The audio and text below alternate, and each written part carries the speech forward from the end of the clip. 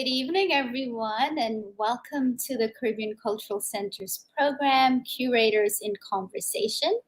And this is a series dedicated to critical debate, dialogue, and engagement with curators who are committed to the Caribbean and its diaspora. I'm Grace Aniza Ali, the curator at large here at CADI, as we call it, and an assistant professor of arts politics at NYU. It's a very, very special iteration of Curators in Conversation because joining us tonight are two of CADI's newly selected curatorial fellows in Afro-Caribbean art, Jade Foster and Katherine Kennedy. Welcome, Jade. Welcome, Katherine. Hi, welcome. Nice to see you. It's been a long day for us. We've been Zooming and with each other since about 10 a.m. this morning, but we're so excited to be here at this point this evening and to be in conversation with these two brilliant curators. So this week we launched our Curatorial Fellowship in Afro-Caribbean Art, which gathers international curators and scholars to share and engage on how we can all continue to push and elevate Caribbean art globally. And our amazing fellows like Jade and Katherine have been selected for their tremendous leadership potential in the field of Caribbean art and the innovative work they've been doing throughout their curatorial practices and exhibitions, their art scholarship, their publications, and their innovative public programs. If you all head to our website at cccadi.org, cadi.org, you can read more about the fellowship and the fellows who I know are all watching tonight to support their colleagues. So we're saying hello. Thank you for watching us on Facebook and on YouTube. So far in our Curators in Conversation series, we've been so honored to hear from curators working in the Bahamas, in Jamaica, in Cuba, Puerto Rico, the Dominican Republic, Haiti, Guadeloupe, among so many others. And so for this evening, we get to virtually travel with these two fabulous curators who will share about their curatorial practices based in the United Kingdom and in Barbados. So first, please meet Jade Foster, a British artist, curator, and creative producer based in Nottingham, and a founding member of the Black Curators Collective. Jade has a current project now up at Glasgow International 2021, which I'm sure she will share more with us tonight. And Jade also holds several positions at Nottingham Contemporary and the New Art Exchange. Welcome, Jade. So lovely to have you joining us. It's very late there. I don't know how many cups of coffee you've had, but we appreciate you staying up and having this conversation with us and with Katherine. And joining Jade, forgive me, is Katherine Kennedy, who is not in the UK. She's in warmer weather, and she's joining us from Barbados. The beauty of technology, New York, Nottingham, Barbados. It's great. Katherine currently works for the Fresh Milk Art Platform, a wonderful and impactful arts organization in Barbados. A quick shout out to Holly and Anna Lee and the wonderful work that they do with fresh milk, particularly now with what's been happening with the volcano in St. Vincent. So I just want to say special thanks to the both of you all. I think you're watching. I think I saw that they're watching, Katherine. Katherine has undertaken both local and international projects at Instituto Buena Vista, the Vermont Studio Center, and Casa and Punch Creative Arena, among others. So today, during our fellowship session, we talked a lot about the curator as scholar, and in tandem, Katherine's writing has been published by platforms such as Arc Magazine and Sugarcane Magazine. So Katherine, you're well on your way to being the curator as scholar. So thank you for joining us tonight. I wanted to share with you all that I wanted to pair the two of you in conversation with each other because you're both artists first, and you have a unique understanding and sensibility of the artist-curator relationship because you're often wearing and balancing both of these hats. And I know that you would both have a lot to share with each other and with our audience about some of the contemporary challenges and questions we all are grappling with, including the role of curatorial practices when living within all of these multiple global crises and emergencies that we're all going through. I know you both care deeply about the visibility and survival of Caribbean artists. And of course, this evergreen topic of how do we resist the exotification and pigeonholing of the Caribbean and its artistic production. So lots of heavy stuff to talk about, but also good, joyful stuff to talk about, I'm sure. So for our audience watching, we'll start with a brief opening talk and a few slides from Jade and Katherine, who will give us a sense of their curatorial practices. And then the two of them will delve into a conversation with each other about the intersecting concerns and ideas that they share. And as you're watching us on YouTube and Facebook, including our fellows, please do send your questions in the chat or via the comment on Facebook. We're seeing them as they come in, and we will bring them up with Jade and Katherine in our Q&A section. So Jade and Katherine, welcome. And Jade, the screen is yours. We'll start with you.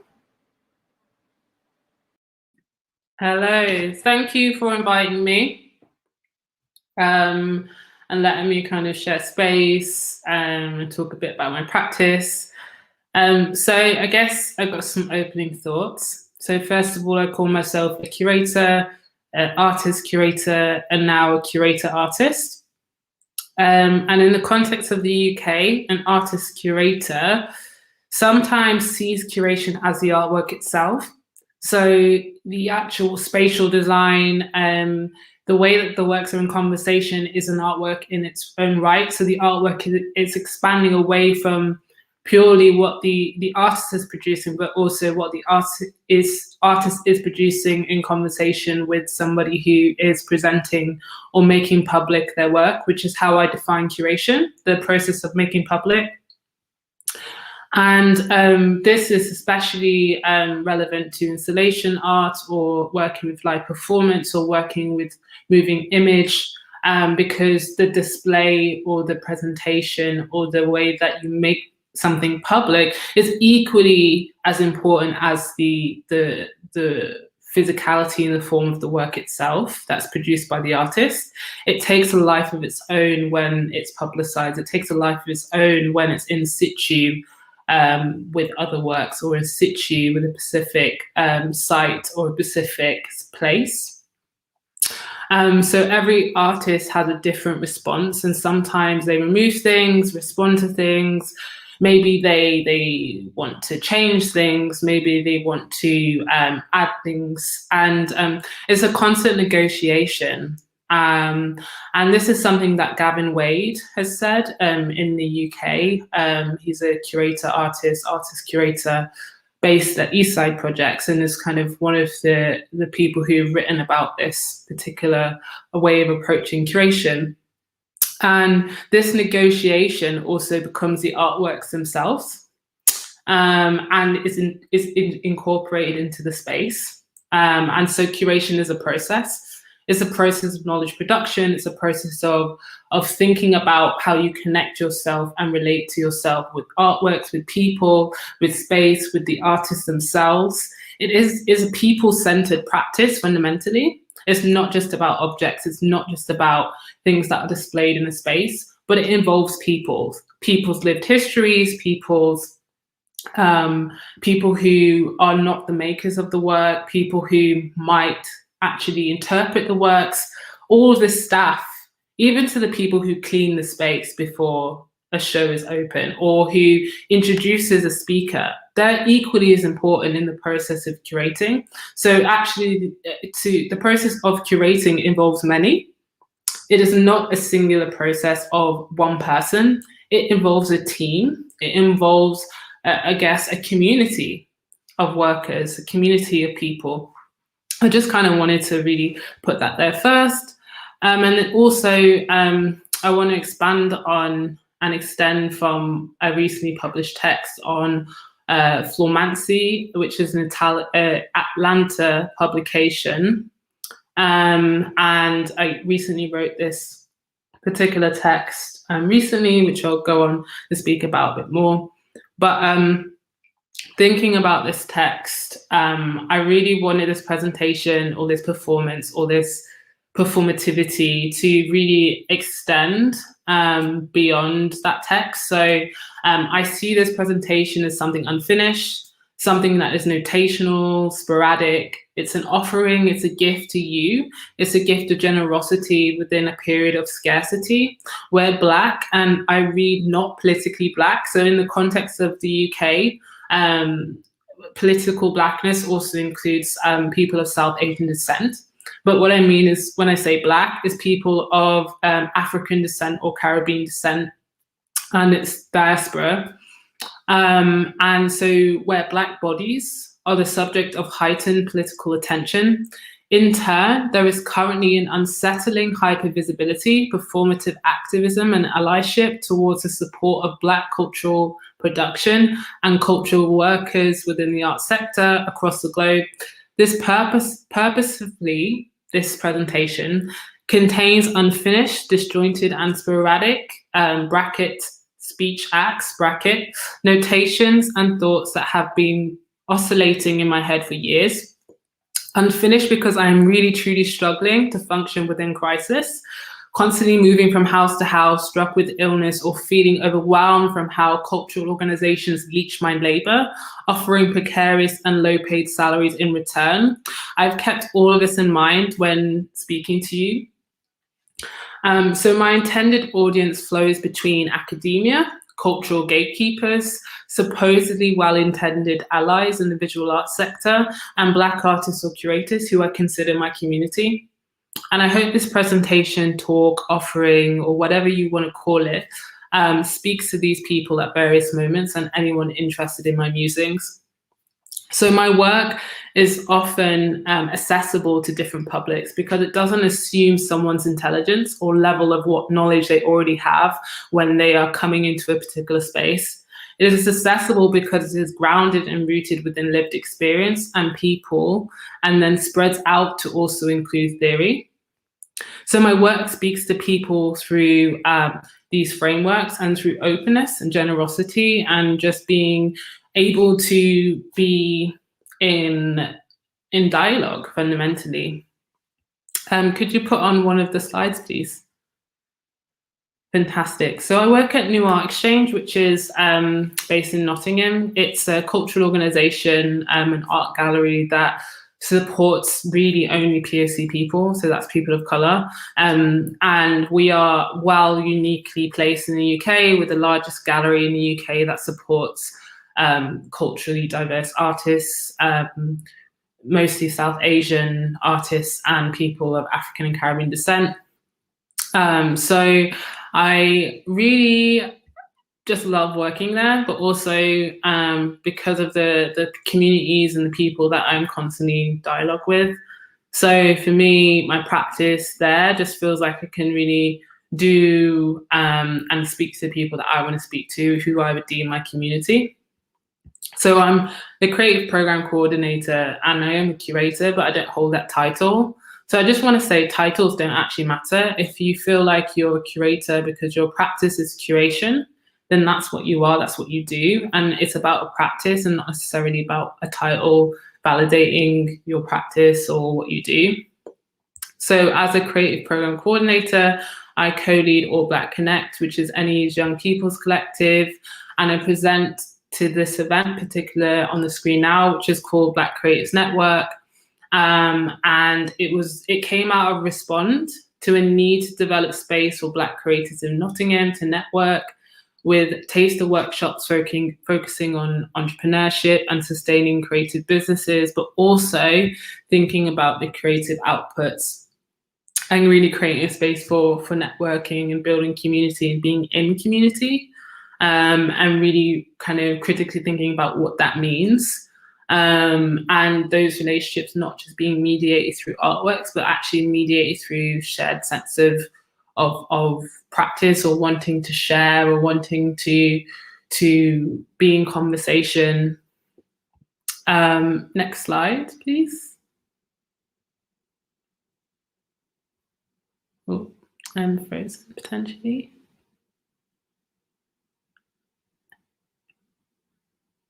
Perfect. So this is also part of the NEE as well. So I was working with an artist called Vivian Azuka, and she was doing a piece of work called Uru, and it was all around healing and rebirth through the body. It's a live durational performance. It's all around thinking about clay, and how certain kind of spirituality and spiritual practices, specifically she's Nigerian and British, so she's looking at the kind of spiritual practices that she holds in her body, but also thinking about working through those at a pace that feels suited to her. And she was doing this durational performance at New Art Exchange, and I supported the curation of that. So my particular practice is rooted in live performance or live art, and I really think that, you know, for me, it's so dynamic. And I'll go into speaking a bit more about why I think it's dynamic. Could you please change the slide? And again. Perfect. So this is an exhibition that I curated called Invisible Bodies at 44 Gallery, which is in Primary in Nottingham. This is an artist called Jade Montserrat, and this piece of work was commissioned and the work's called Contagion Notes. So this actually comes out of a really beautiful conversation and journey with the artist, who felt like she's a performance-based artist. She's actually had a show at the ICA Philadelphia. I think Daniela Rose King, if I'm getting her name right, who's a British curator but based in the UK, based in the US. Sorry, I think she's in New York. He curated a solo show there as well of her work. But Jade Montserrat is also of Caribbean descent, and she is just such a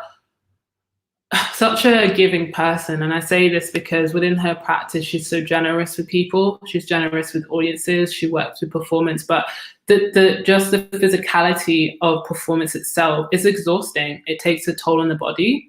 And I think especially the work she's tackling race, she's really embodying figures like Josephine Baker and thinking about how Black bodies and Black women are hypersexualized, how they have been hypersexualized throughout history, what kind of traumas are held in the body. So she's dealing with quite a lot of really dense subject. And this particular work, Contagion Note, so she sees drawing as contagion, something that is completely out of body. And I really like this notion of something being contagious and something being kind of like sprawling. And I also think of migration and diaspora as not contagion, but as coloniality is contagion. It's a disease, it spreads, it manifests itself. And I really like thinking about Jade Montserrat's archival work. So this particular work is an archiving collection of work from her continual widespread Rainbow Tribe research, which allows us to understand her creative trajectory and development to date. This particular work is incorporating kind of posters, manifestos, plans, drawings, scores that have been photocopied. It is coming out of her PhD research that she's doing with the Stuart Hall and UCLan at the moment, which is towards the end of that process. So I was really interested in, a performance artist, an artist deciding what work they want to present and it being a dialogue. So from coming from that conversation, she was telling me that she didn't want to do a live performance because she wanted to preserve her energy. She wanted to rest. She wanted to restore and rejuvenate. Sorry. And I think just allowing the direction of the work to go wherever feels benefit to the artist is really important for me. So she felt like she never got an opportunity to really think about presenting research as artwork, and thinking about the research and her PhD, her practice-based PhD, and how it kind of reflects into her performance work or drawings or other works that she may do. So actually this commission was a kind of a breakaway from that, and is quite a special, I guess, point in her trajectory as an artist and within her PhD, where she was thinking about that artist, curator, and scholar, where all of the lines blur. It's non-hierarchical. There's, her scholarly work is the artwork, her artwork is a scholarly work, and therefore the presentation of that it takes form quite abstractly. But for her, she was telling me that just seeing all of this like photocopied research that came into this kind of, I guess, kind of installation of some type, for her was just like, wow, like this is a kind of like contagion that I've been researching for the past couple of years. So for her, it was really cathartic and really important for her process. So I think for me, that's how I like to curate as well. Could you turn the slide over, please?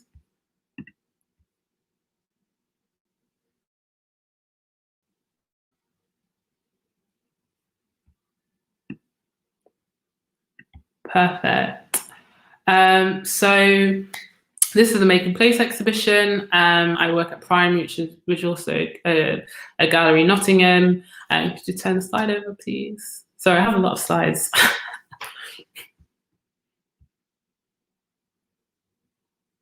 So I'm doing a project called When We Worked at Raleigh. So Raleigh Industries is actually one of the biggest bicycle companies in the world. And it's Windrush Day today. And for anyone who doesn't know what Windrush Day is, it's about people migrating from the Caribbean to Britain and settling here. So a lot of people who were in Nottingham, who were of Jamaican descent, but also from the other islands as well, worked at Raleigh. So someone recalled that almost every household in Nottingham, the Black household or Jamaican household, was one person worked at Raleigh. Like it was basically a place of where majority of people went to work. So I'm working with an artist, a Guyanese artist at the moment called Mabel Peters, to look at an oral archive that was created by Nottingham Black Archive and Primary, that kind of creates an oral archive of these stories and narratives of people who worked at Raleigh Industries. So that's a really interesting process at the moment, and it's an R&D phase, so it's all around really creating a research and development phase that allows the artist to really delve into the archive and think about what Windrush means, but also the way that the artist interprets the material. So currently I've curated an unfolding program of research, which is also a valid way of curation as well. It's actually, I would call it a piece of artwork as well. It's been co-curated with the artist as well on a digital platform. And the unfolding research follows a factory clock. So, and also looks at the beginning and the end of the office workday. So it kind of launched today, and it's a co-curated assortment of moving image, animation, still images, journal entries, sound clips, and text produced by the artist to be released sequentially. And it kind of shares key turning points in her research, but also her response to the rich oral archive.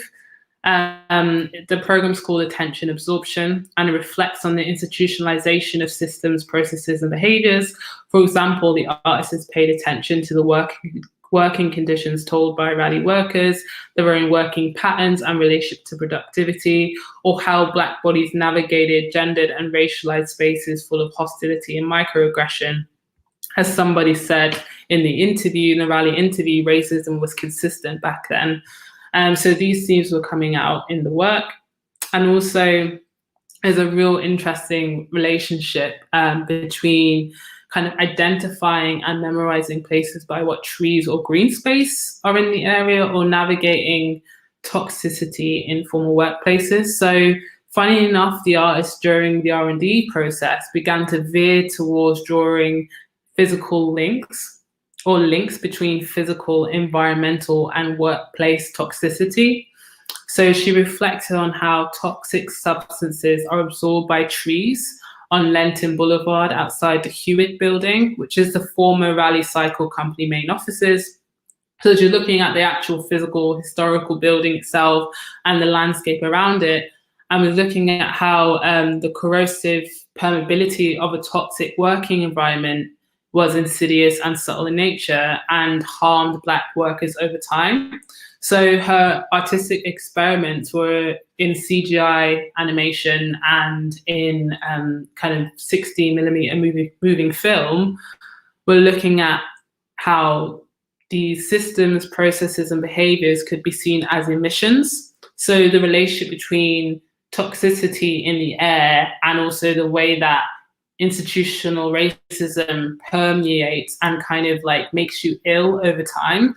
Again, thinking about it as contagion, back to what Jade was kind of saying. Can you flip the slide, please? And again, please.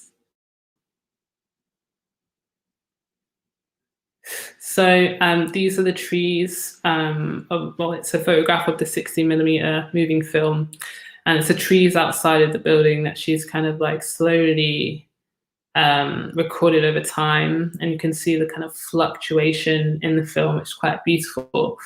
But I just wanted to bring this up because, you know, I think there are visual languages that are bound within Blackness, but then kind of like are so plentiful. It allows you to expand away from, but through, and you know, Blackness is so unfathomed. Like, it's so vast. It has its, you know, it takes a life of its own. And I think that the way that artists interpret that can be very abstractly, but also could be quite kind of something that is connecting to particular kind of like iconography, or particular like noticeable visual languages. Like Arthur Jaffe's work, for example, does that kind of just has a palpable Blackness. Can you flip the slide, please? So this is the CGI animation, and again, this kind of like wax figure is kind of like absorbing, like that she does something with it that allows the body to move and change and be malleable. I'm running out of time, so I'm going to say this last thing. I usually like to curate works that make people feel at peace. And what I mean by that is just being like, hey, I'm here, I'm okay. This is trauma I'm dealing with. This is happiness I'm dealing with. This is joy I'm dealing with, but I'm at peace. And I'm at peace with that because I'm working through that in my own time. And I think that artworks radiate a presence of their own, and they embody pleasure, they embody happiness, they may embody trauma, lived experiences.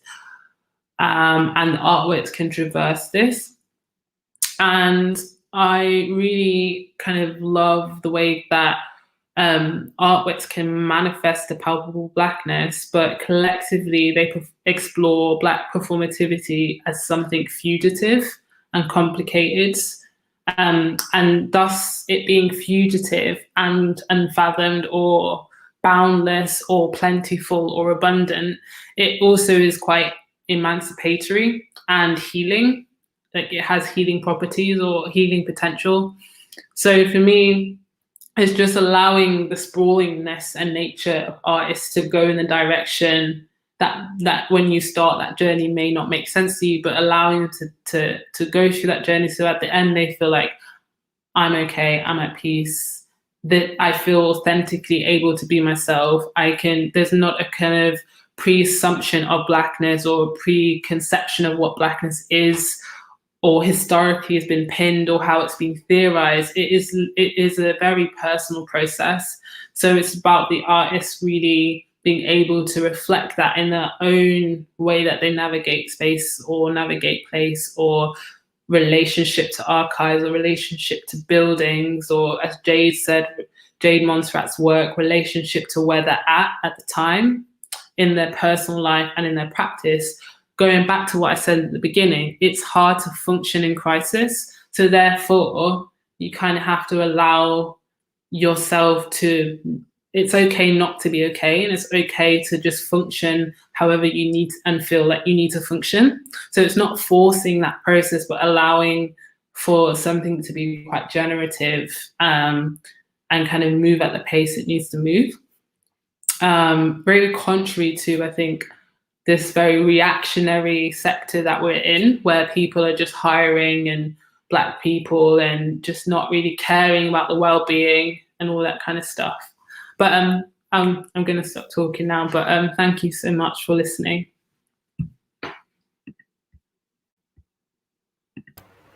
Thank you so much for that, Jade, for sharing that with us. I'll just kind of jump into speaking a little bit about what I do in different stages, really, because a lot of what we've talked about today in the seminar and in our initial conversation is this idea of like interconnectivity between the different things that creative practitioners do. And, you know, I like what you said about labels just essentially coming down to being words, because it really isn't about the process and your output and what you're doing. But I will begin by talking about my own art practice. So if we could have the first slide.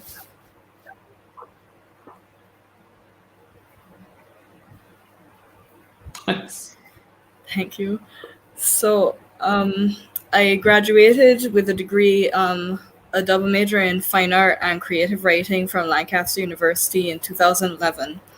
So, you know, I kind of primarily was seeing myself like straight out of university as a visual artist. And I thought, you know, that was kind of where I was going. Even though I'd studied creative writing, I kind of felt as though my fine art practice was, you know, where I was going to be pursuing the bulk of my future. But things really have shifted in a number of ways, largely because of my work with an entity called the Fresh Milk Art Platform. So if we have the next slide, I'm just going to speak a bit about how that shaped my my understanding of what visual practice, what creative practice is, and how kind of the work I was doing there eventually led me to realize that what I had been doing and facilitating projects through Fresh Milk is, in a sense, I had been curating things all along too.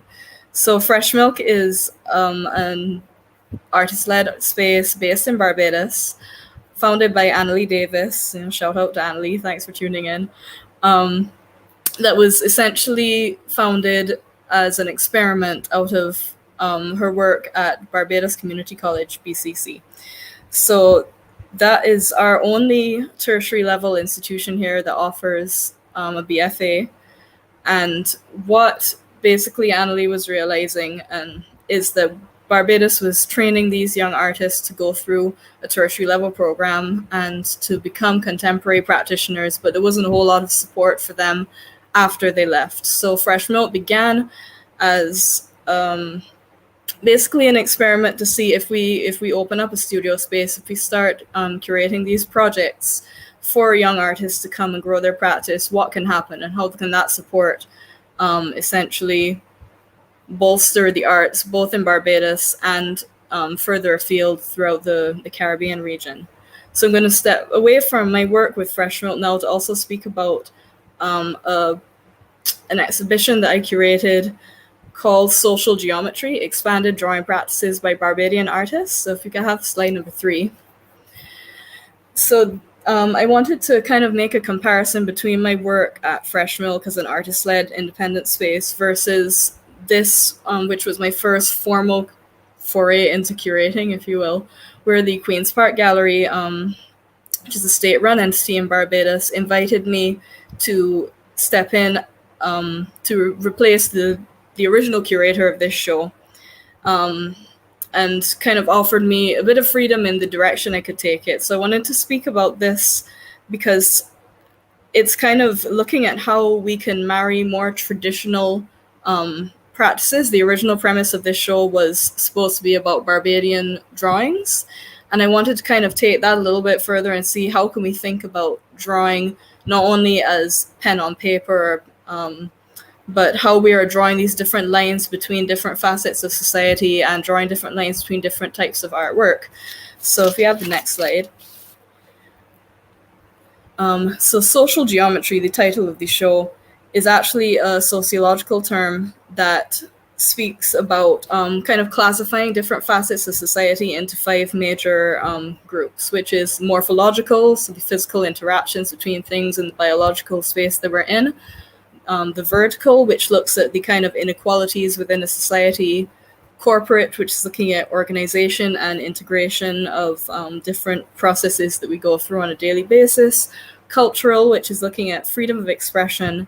And normative, which is about senses of control and how much control we have in our kind of daily interactions with each other and with the space that we're in. So I wanted to take this this idea of social geometry and kind of look at the different variables that were happening and the complexities in Bajan society. And I think what was special about this show is that it also looked at intergenerational kinds of works. So we had traditional works from more established, you would say, artists who've been practicing in Barbados for a long time, but this is also the first time I think that a large number of emerging artists, so artists that would have maybe graduated from Barbados Community College or studied and come back, a lot of their works were also included in this show. Like, for example, we have in the top corner there a video by Kia Redmonds. You're thinking about drawing not just as a physical process, but the kind of video and technology is coming into play. We have works on the far right by Theresa Bailey. So she had sculptures that accompanied her works. You're thinking about how these things all kind of interact and interplay together. We had work by Craig Yearwood in the bottom middle, Mark Gajada in the bottom left. So it was looking at all of these artists that are thinking about drawing not just as a physical practice, but about drawing lines between each other, between Barbadian facets of Barbadian society. And I think, it was nice to reach the public in that way through working with a more formal institution, because, in some ways that gives you more visibility, even though there's other restrictions that happen when you work within institutions, which is something I think Jade and I can speak about, because we've both done independent shows and we've also worked with within institutions in a more formal way. So we can go to the next slide. Jumping back to my work with Fresh Milk now, this is an example of one of our core programs called Transoceanic Visual Exchange. So this was conceptualized in 2015, I believe, by Natalie McGuire Batson, who works at the Barbados Museum as a social curator. And so essentially, this was born out of a project that Fresh Milk did in tandem with the David Dale Gallery in Glasgow, who invited us to be part of the Commonwealth Games cultural programming for that year, 2014. And through that, we met a number of other artist spaces based throughout the Commonwealth through a panel discussion that we curated talking about the idea of Commonwealth versus single wealth, as the Commonwealth was essentially developed as a means to provide wealth for a single region or a single country. And out of those discussions, we decided that we wanted to try to find ways to work with these other spaces based in different regions in the world, that not based just on the typical kind of connections through like trade and encounter that we would hear about, like with tourism or the kind of established or taught histories, but to actually speak with people from these spaces through a community curation kind of approach. So what we did was each different space. So the first edition was done in collaboration with spaces in the Caribbean, spaces in Africa, Video Art Network Lagos in Nigeria, and spaces in Aotearoa. So we worked with Room, based in New Zealand. And what each platform did was hold community sessions, speaking with people who were involved in film and new media works, because we're also thinking about accessibility, about mobility of the works, which is a very difficult thing for us to navigate within the Caribbean and beyond. So we thought if we look at using video art and film as a kind of a medium that could travel between all of our spaces, and to actually select the works not based on our own preconceptions or our own ideas, but based on community discussions and processes. So we would have these workshops. We invite members of the community to talk about what's happening in film, what's happening in video art, what kind of media do you want to consume, what kind of concerns do you have in your daily lives. And out of that is how we made the selections. So the first edition happened between the Caribbean, Africa, and Aotearoa. The second edition happened between the Caribbean and Oceania. And if you go to the next slide, our third edition, we then collaborated between the Caribbean and China. And it was also the first time that we were lucky enough to have the exhibition screen in another Caribbean island besides Barbados. So in the top right photo there, that is actually taken at Alice Yard in Trinidad and Tobago. This work by Guadeloupean artist Minia Biabiani. And then we have, next to that, we have some of the screenings that happened at Cache Space in China. And underneath, we also screened at the Barbados Museum, which was also nice because after we made the selection of works, we kind of looked at the screening spaces and thought, like, how do we pair the works with the space that makes the most sense, you know? So on the left there, we have a video by Richard Mark Rollins, a Trinidadian artist, who had this very meditative kind of piece that was thinking about sugar and sugar production, and of course, the implications that has on the region. And we were able to screen that work in a prison cell at the Barbados Museum, because the museum is on the site of a former military prison. And you know, that the kind of connotations then that you can have worked into thinking about the history of that space in conjunction with this very meditative artwork work very well. And on the right, we have work by Ada M. Patterson. This was screened at the Wall Garden Theatre, and this worked very well because her work is this particular piece is kind of very also meditative, but in a different way to Richard's. So you're kind of going through the poetics that Ada has assigned to this work, which was made during a residency in Aruba, Caribbean linked. So if you go to the next slide, this kind of moves nicely into a project that is very close to my heart. You know, forgive the bad behavior in the picture, but my friend and colleague, Shanice Smith, who I work very closely with, she told me this is the only acceptable version of this picture that can be shown. So you have the picture with us getting on bad. But this is Caribbean Linked 4. And Caribbean Linked is a project also run by Fresh Milk and Arc Magazine at Atelier 89 in Aruba. So big up to Holly Bino, big up to Elvis Lopez.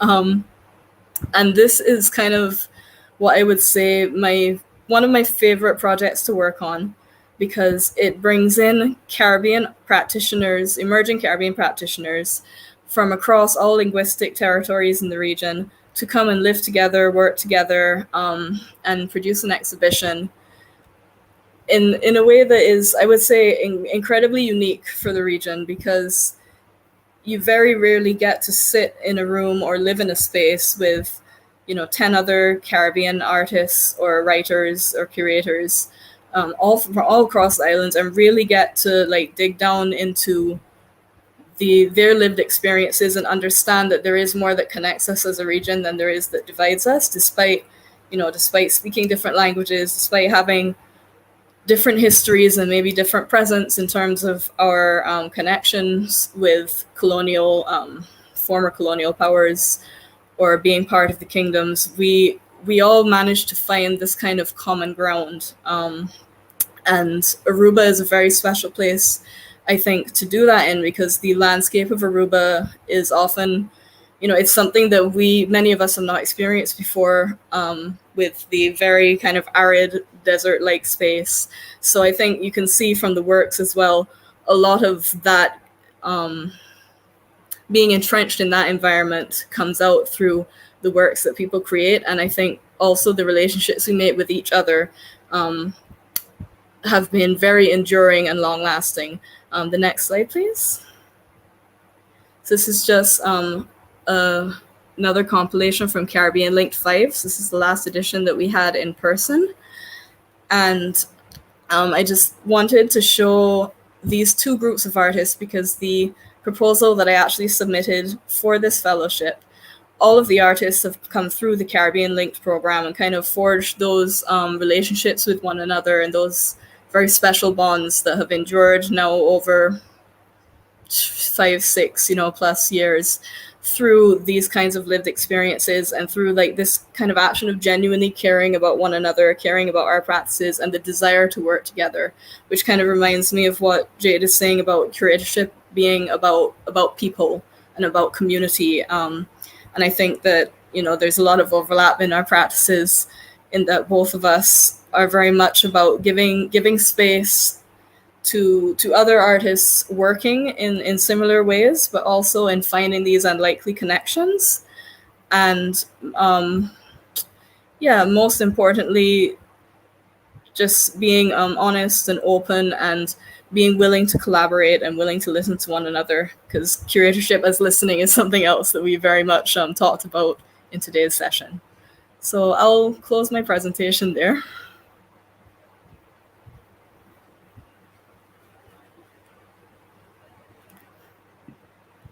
Hi, thank you so much, Katherine. That was so great. It's great to hear more about your practice. Well, we had a chat anyway, but it's always just great to also listen to you. I kind of wanted to come back to what the last thing you said, or one of the last things you said about community and curatorship being about finding unlikely connections and community. And it brings me to why I kind of decided to set up Black Curators Collective. And just, I guess in the UK, just the importance of allyship and creating kinships and creating relationships that are intergenerational, people who are different,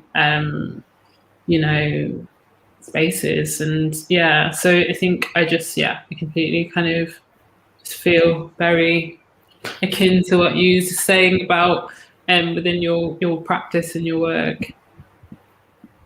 Sure, thank you. And I mean, I think, the other thing that we spoke about is kind of using the connections that we have through spaces, sometimes more formal institutions, maybe artist-led spaces, but the different ways that we can use these different roles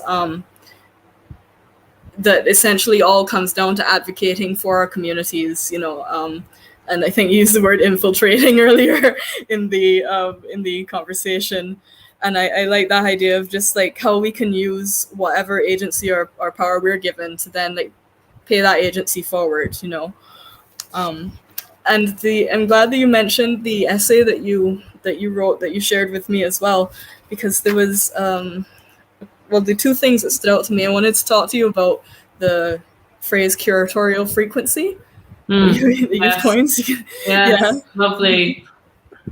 So I first of all, like, language is slippy. Language is very slippy. And, like I said before, presuming someone's intelligence is not helpful and also not fair. And presuming what knowledge people hold is also not fair. So I think I use language, being dyslexic, it's really slippy for me. But curatorial frequency, I kind of coined that because I work with live art, and so I'm really specific on kind of like the space I'm trying to create and what I'm like the space I'm trying to create and hold for other people. And that is also fundamentally about curation. It's how someone experiences a space, how someone feels comfortable in it. Institutions, white-led institutions, especially in the UK, are just not safe to operate in, for Black folk. And curatorial frequency is thinking about like, what is my vibe? What resonates with me? What is my kind of like curatorial vibe? Like, what am I giving off? What am I offering? What energies am I putting in the space? How am I constituting that space? So it's thinking in the context of kind of like live art and sound and resonance specifically as something that is very palpable. Like, you can feel it, you know, it's like I can feel the vibrations of that sound moving through that floor, but also I can feel the like emotions that people are emitting in that space. I feel awkward, or do I feel comfortable, or do I feel liberated, or do I feel joyful? It's like it's about emotional response to works, and that being also intrinsic to the work, how the work is interpreted. I actually have something a bit more like concrete than that. So curatorial frequency is a term I coined that allows me to articulate the physicality of curatorial practice when working with time-based media and discursive programming. This includes energy exchanges, transmission. So that's a transmission of a broadcast, transmission of some sort of frequency or sound or whatever it is. Like if you're a DJ, for example, transmission of a DJ set on a radio station, movement and pace. So thinking about all these things, both literally and metaphorically. And then so curatorial frequency is a meaning-making process and a decoding process. It is a process of trial and error, channeling and an embodied practice that actively contributes to how art or knowledge is experienced in a moment of liveness. So what is it like? We're live right now. Like what are we trying to create right now? What's happening right now? Do you know what I mean? And really thinking about that and the connection that we're making, and thinking about what I feel in the sense of liveness and what is going on. And it's like really being in tune to that and being able to like grapple with that, and also, yeah, and your practice being very attentive to people, attentive to what like an artist and what they want and how they feel like they're experiencing that in real time. So it's not just like, okay, I've established this thing and I'm going to leave it and then I'm going to let it do its thing. It's like actually it's a process happening. It's, you know, yeah.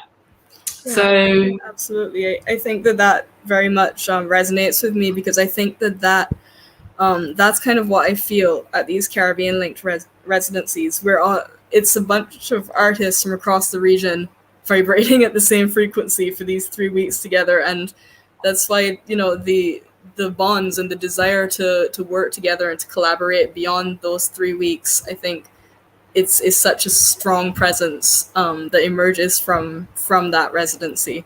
So yeah, I definitely feel you on that. Yeah, it's just as like, you know what? I was speaking to an artist. She said to me, Jamila, what's the artist's name? She said to me, I was like, oh, what are you trying to like portray in your work? She's like, it's just a vibe, innit? I can't explain. She's like, it's just a vibe. I can't explain it. It's just, you know, if you know, you know. If you don't, you don't. Do you know what I mean? It's the thing, you tap into certain energies. It's like you either get it or you don't get it. You know, that's why some people just don't like certain artworks. It's just like, look, it ain't speaking to me. I don't particularly like it. You know, and also that's why some curators work really well with some artists, because you're just in tune. You know, whatever thing you're tapping into, you're getting it, and then you can build on that. And it's about relationships, fundamentally, curation. It's about having a relationship with the art and a relationship to the artist. And those two things, the art and the artist, are separate things, actually, and require different levels of attention, for sure, from my perspective. I don't know if that makes sense. Yeah, no, for sure. I mean, I think that's also why we're so interested in like breaking down that typical hierarchy of like the curator-artist relationship, right? And as artist curators or curator artists, or however you choose to identify yourself, it really is not about establishing a hierarchy in how you work with people, but it's about meeting people where they are for who they are, and that genuine spirit of collaboration. you know, as opposed to trying to dictate how something should be or what something should be. You listen to each other, you feel the vibe of the word, you feel the vibe of the person, and that's, I think, where the true kind of magic will happen in a space. Literally. Because the thing is, we as communities in the global south, as people in the Caribbean and people in the diaspora in the UK, USA, wherever you are, we hold living histories in our bodies. Trauma, joy, spirituality, rhythm, cultural memory, all these things are evolving, and the languages. So when I speak about Black performativity and I speak about something having a palpable Blackness, I'm not talking about like a particular like visual of that's Black or that looks Black or that thing is Black. I'm talking about a collection of all those things come into play in the work, and you feel it has a sense of its own, like it's palpable. You can feel the sun. Like, it's why people talk about Alpha Jaffa, because it's like all the images coming together and it's resonating with you because it's on a particular frequency. It's not only is it literally has a particular frequency in its sound and work, but it follows a particular, like, there's something about these images that, you know, as Aria Dean says, I'm talking about other artists here that might not necessarily be Caroline, but I just find their work interesting anyway. It's like this stuff spirals on the internet and people catch on to it because there's something about it that it's just so enriching and deep. I mean, I wrote down a quote that you used in the essay from Aria Dean as well about memes have something Black about them, and I was like, you know, that's what I'm about. Memes have something Black about them. Honestly, they do, and that's why they're spiraling on the internet in the way they do. Yeah. And then they have something palpable. Thinking about crisis as well, just to go back to that, I think that in Barbados and the Caribbean, for sure, the use of memes and humor and these very specific things that we share, especially in times of crisis, you know, it's like that thing, if you don't laugh, you'll cry. But there's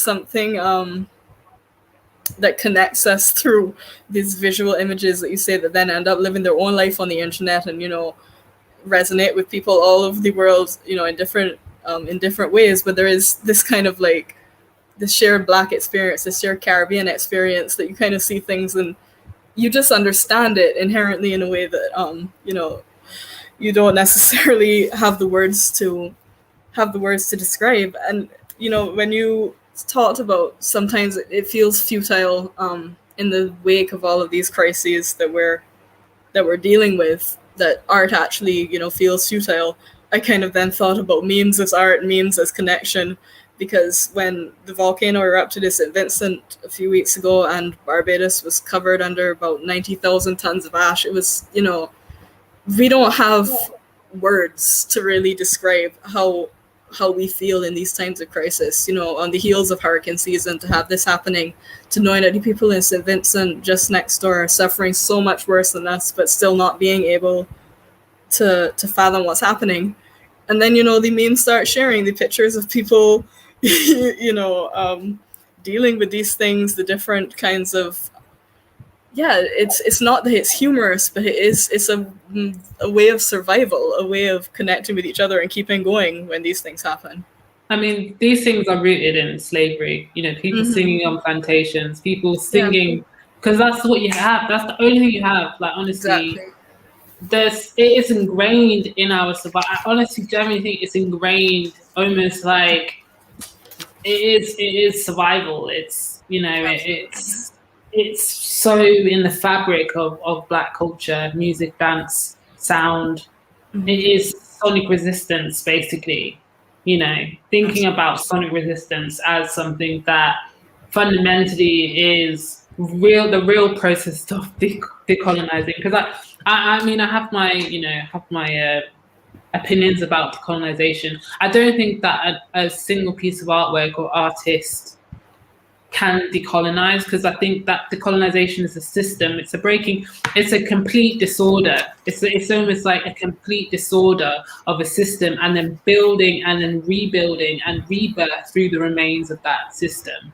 It's about reconfiguring what we know, what we don't know, and it's a real process of unilateral disorder, practically, and that comes from a couple of scholars that I've kind of who have written about colonization, and I honestly think it's just, like it's the one thing it's the one thing I think is really strong in particularly like Caribbean kind of histories, but also in Britain as well, like, how music has carried, especially Jamaica. I'm talking Jamaica specifically. It was such an island, small island, but the music has just, like, can you imagine, like, this small place, but it dominates the whole of the sector, the music sector across the world. So I don't mean to laugh every time you call Jamaica small, right? But, I mean, in comparison to the world, exactly. as a place, it's the impact that it's had. But its impact is incredible. Is humongous in a sense of what it's done for music, but also how it's influenced Britain, especially, But yeah, I want to, if it's possible, to bring a slide up of the Black Curators Collective. Because I want to ask Katherine something about if you've ever like created collectives, because you're saying about this particular program that you're on at the moment, or the way that you're connecting artists, basically. Mm-hmm. I wonder if something has come from that in terms of like a movement or like a wave of particular like solidarity during this time of crisis. I mean, I think that the proposal that I submitted to this fellowship is kind of the start of that. So Shanice Smith, who's a Trinidadian artist, I met her while we were at Caribbean Link 4 together. We just had this very strong desire after meeting each other, after working together, that we wanted to, begin by curating a show, which is what this proposal is essentially. But then to think like on a larger scale, how do we take this further? We have like kind of been brought up by these wonderful spaces like Fresh Milk, like Alice Yard in Trinidad, like Atelier 89 in Aruba, these artist-led spaces that were founded by particular generations that we still continue to work with. But I think now our question and our challenge, if you want to put it like that, is what is our step in terms of forming our new collective out of these wonderful things that we have had, the opportunity to be a part of. And I'm hoping that this exhibition is the start of that. The other artists in the show that we're curating, they span all the linguistic territories. Just as I keep saying, this is something that's very important to us. They're all young and emerging artists, and we're all working on things that maybe at first glance our practices are very different, but we are able to draw these kind of social lines, which is why our show is called Symbiotic, because we're looking at this kind of little microecology within Caribbean women practices, because that's just how this has worked out with this first show that we're working on. And I think me and Shanice will see this as a starting point, and we're hoping to take this further, to launch maybe some kind of like open journal, some kind of, if you want to call it a collective. We just know that we want to keep working with people who are vibrating on this frequency,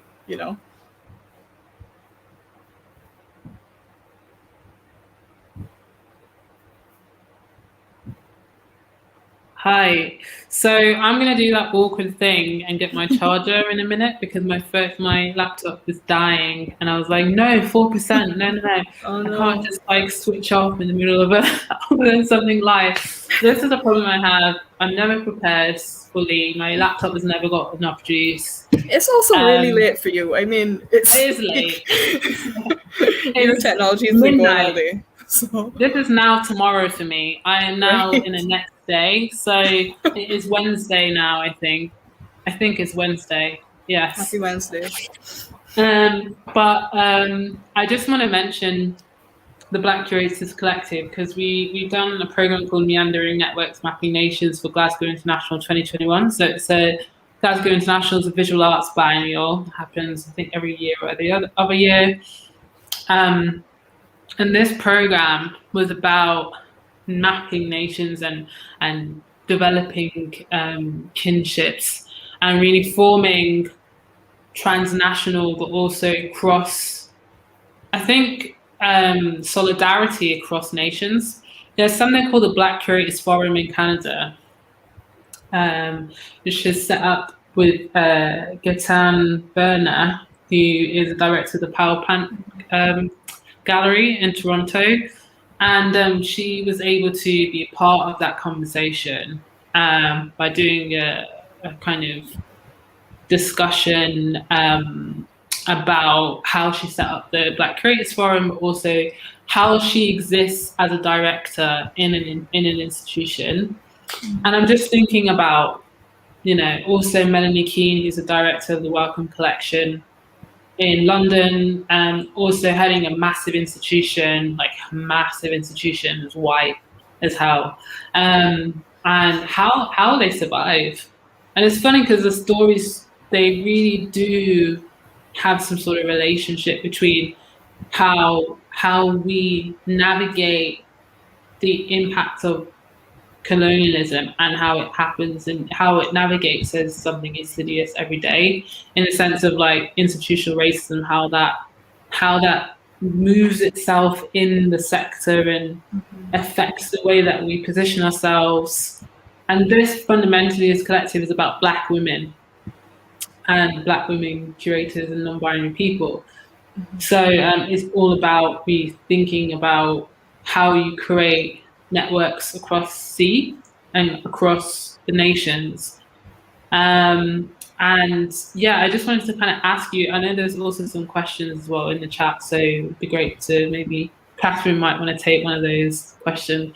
But I really want to ask you about, like, right, if I was to tell you today, I want to form an alliance with you, Katherine, and all the work you're doing, the artists you're working with, how do you feel like for you are seeking, your practice is like expanding outwards into solidarities with people across nations? And I honestly think global solidarity is the way that we need to be. Like, our practices are borderless, if that makes sense. Like, they're rooted in, very rooted within a particular locality or place or history or particular identity, but it kind of expands outwards. So I just wanted to ask a bit about that a little bit, and if you with this curatorial fellowship as well, like, what are you hoping, what kind of alliances or kith or kin are you trying to kind of develop?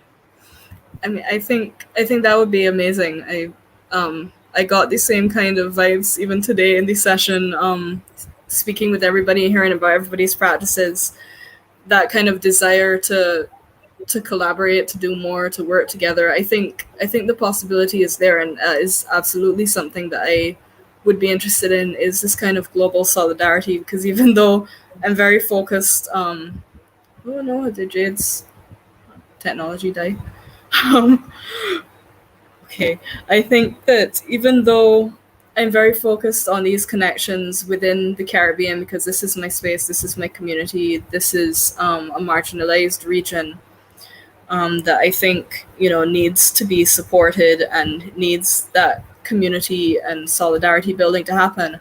Like, the goal is always to be able to grow that solidarity and to grow out of that space and to connect with organizations, people, artists all over the world, kind of like what we're doing with TVE, to try to find those nodes of connectivity that we can use to build something greater than ourselves and greater than, the spaces that we work within. Catherine and Jade, you got your charger. You're charging. Hey. Great. That was, just so wonderful to sit and listen to you both. And we have some great questions coming in from our audience, so we're going to get to those and keep them coming, audience. But I want to return to talking about crises for a moment, because you both have been going in and out about that. And I'm sure you all know, because you've been on the receiving end of this, that particularly the last year, as curators of color, who often, are committed to projects about inclusion, about racial reckoning, about racial justice, our inboxes have been busy, our phones have been busy, and there's been a lot of requests that we respond, right? That we know what to say, that we have the expertise to make more projects, create more projects, gather more conversations, but particularly in a moment and a year of incredible crises. And those crises might be environmental crises, crisis of racial violence against Black and Brown and Asian bodies, personal crises about mental health. This has been an incredibly hard year and full of sorrow and loss for so many of us. Not only are we expected to or asked to respond, but we're asked to do so publicly. And so it becomes this incredible tension, and I think decision making. And I'm quite aware that we're all doing this publicly, and I'm asking this question publicly. But there's this tension now between discerning when to publicly respond and when to choose self-preservation. And so I know that's a question I've been grappling with as I've been asked to do more things and do so publicly and respond to the moment. There's also this culture I think we've had in the last year to hyper produce and hyper make in order to respond to what we're going through. And I'm not sure how much emphasis we're actually spending on reflecting over making and creating and being public. And so my question to you both is, how do you make those decisions? And how are you making those decisions to choose publicness in this moment or preservation?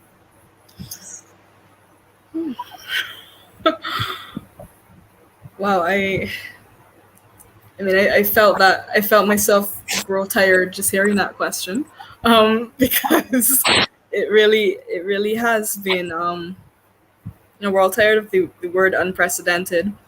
And in a way, it's not unprecedented, because frankly, these are things that we've been dealing with our entire lives, our entire existence. But now suddenly, like you say, there's this magnifying glass on what we're experiencing and what we go through daily, and we're being expected to comment on it, to teach people about it, to solve it publicly, and yeah, in terms of how I manage, I don't know if I am managing it. I don't know if my self-preservation has kicked in enough yet to say whether or not I am managing it, because there's always the voice in the back of your head that's saying, there's important work to be done, and maybe you're trying to justify that maybe the lens is on you now, and you should seize that moment, you should use your voice, you should speak up. But at the end of the day, you don't realize the level of burnout, or as I see in another meme saying, don't call it burnout, call it exploitation, or realize that we're not exotic, we're exhausted. I'm just throwing the quotes out now because there isn't really an answer I have, except to say that sometimes you do reach a point where you have to ask yourself, like, how is this benefiting me? How is this benefiting my community? And do I need to be public and to go through this publicly right now, or do I need to take the moment to process, to step back and say that I need to work on my own coping mechanisms for when memes aren't enough.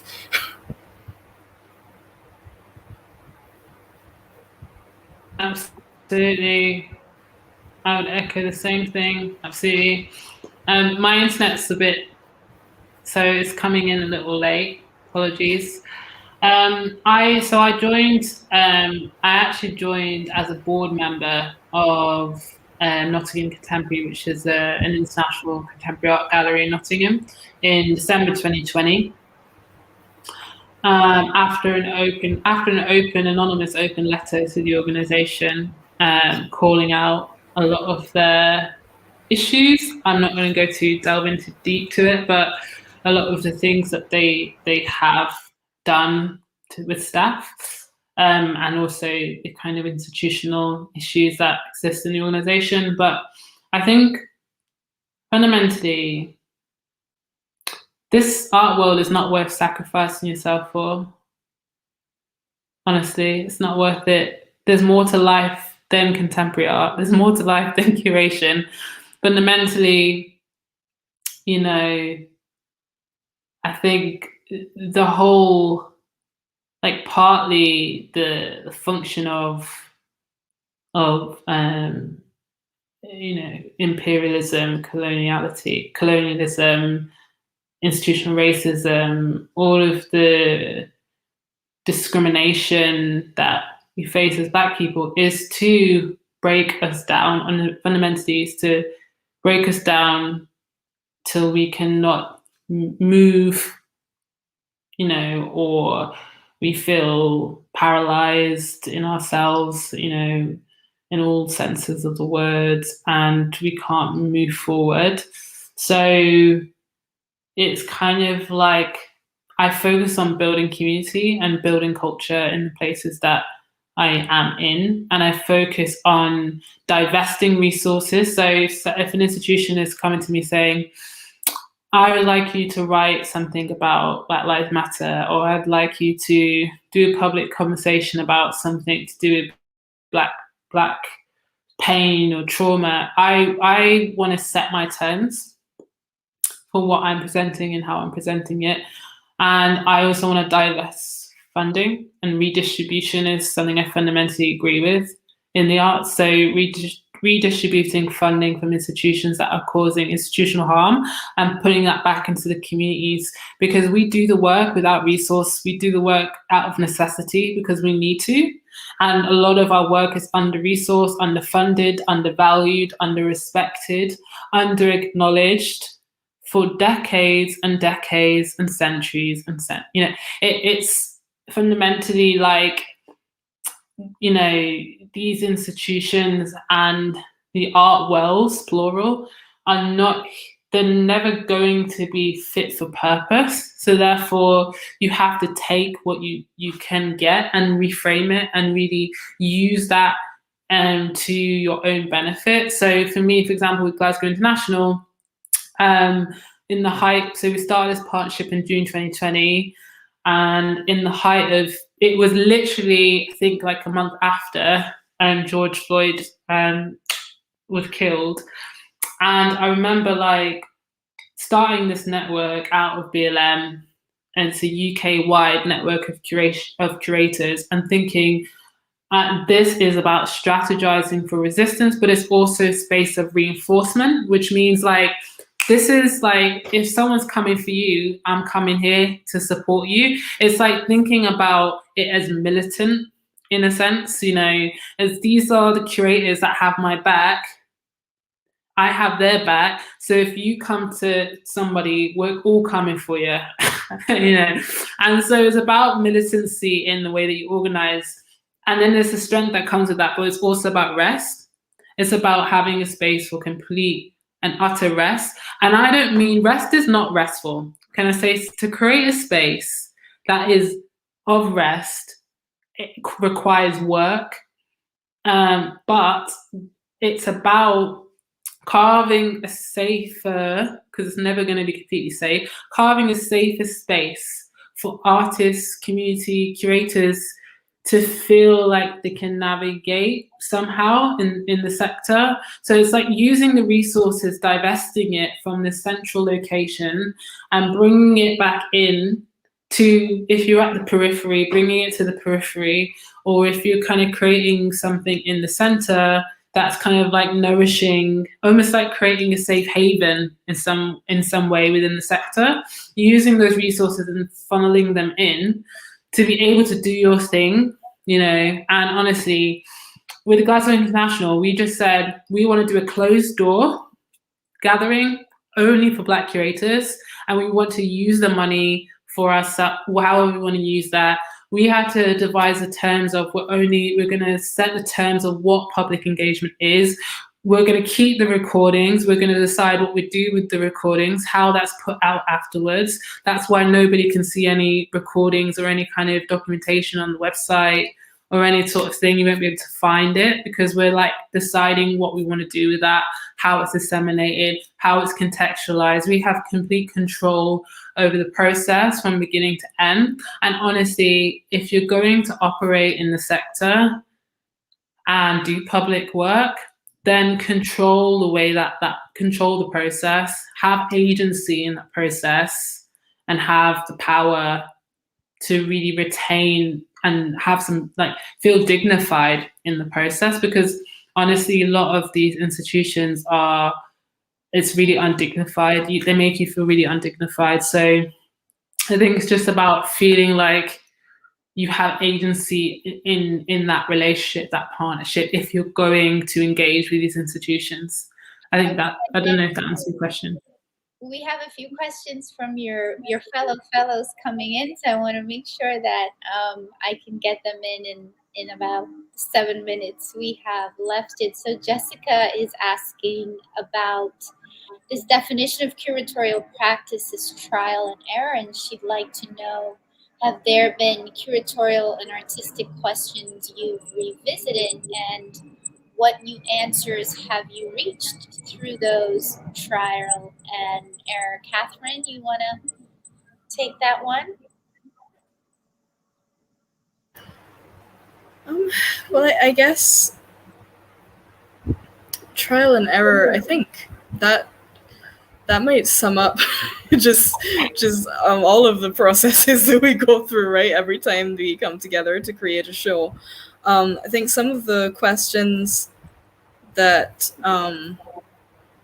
I've asked myself might be similar to what you just asked, Grace, in that, do I, like, how much of my energy am I going to put into this? How much energy am I going to require of the other people that I am asking to come on this journey with me? And I guess in terms of trial and error there, you sometimes, you found something, or you start something with all of this energy and all of this kind of tenacity, and you want to do so much with it. And sometimes I think that through trial and error, you realize, okay, well, I can pare this down quite a bit, because what I'm trying to say, or what we're trying to do as a curator, as an artist working together, can actually be done or said not with less in terms of what actually comes out of it, but everything doesn't have to be a huge exhibition. Everything doesn't have to be a huge show or public talk, like Jade was saying. Sometimes you can realize that a private conversation is enough to be the stepping stone for the next part of your curatorial process.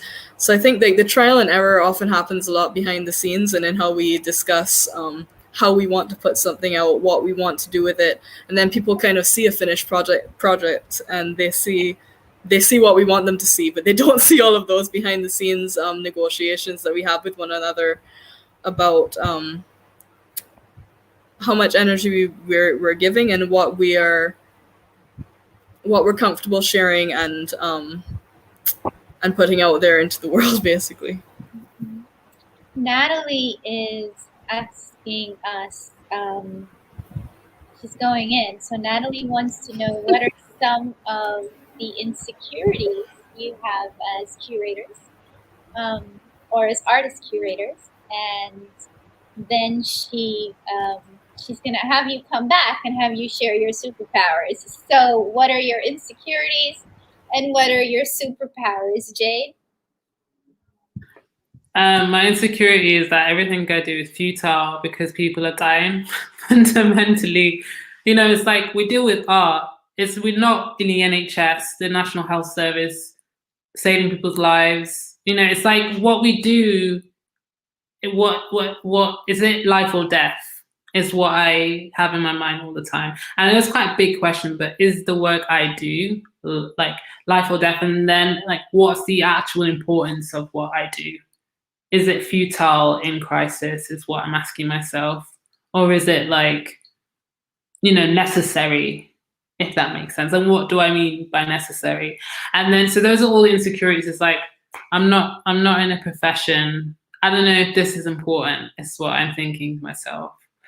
And in terms of superpower, I think the opposite way. It's like actually art can be distracting and can just provide a space of rest for people who are dealing with life. And therefore, like when someone's like, I have just like re-enjoyed myself today, this is fantastic, that makes me smile. And I think that is a superpower, to make someone happy fundamentally in this very bleak world.